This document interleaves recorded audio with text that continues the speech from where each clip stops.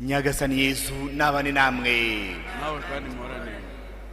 Amagambo yo mu Ivanjili ntagatifu uko yanditswe na Matayo.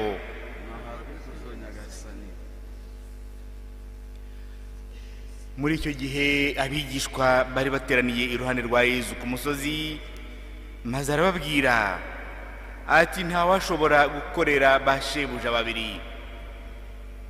Azanga umwe akunda undi, cyangwa azibanda kuri umwe asuzugure undi. Ntimushobora gukorera Imana na bintu. Nicyo gituma mbabwira, ntimwihagarikwa imitima nuko muzamera, ariko bibatunga cyangwa se kubyo muzambika imibiri yanyu. Ubugingo se ntiburuta ibyo kurya? Umubiri se wo nturuta umwambaro?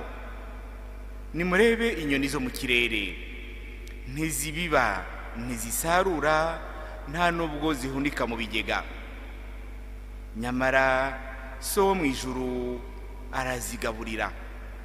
Mwebwe se ntimuzitambukije agaciro? Ninde muri mwe naho yahagarika umutima te washobora kugira icyo yongera ku bugingo bwe? Imyambaro yabahagarikira iki imitima? Nimwitegereze indabo zo mu gasozi uko zikura, ntiziruha ntiziboha. Nyamara rero ndababwira ko na Salomoni mu bukire bwe bwose atigeze yambara nka rumwe muri zo. Niba Imana yambika atyo icyatsi cyo mu murima kiriho none, ejo kikazatabwa mu muriro, mwe ntizabarengerezaho mwabemera gato mwe? Mwibunza rero imitima muvuga ngo tuzarya iki, tuzanywa iki, tuzambara iki?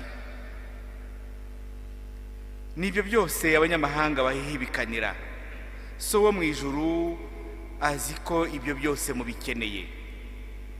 Ahubwo mbere ya byose nimuharanire ingoma n'ubutungane byayo, naho ibindi byose muzabigerekerwaho. Mwiterwa impagarara n'ibyejo, umunsi w'ejo uzazana impagarara zawo. Umuruho wa buri munsi urahagije. Iyi ni Ivanjili ntagatifu. Uragasingizwa Kristo.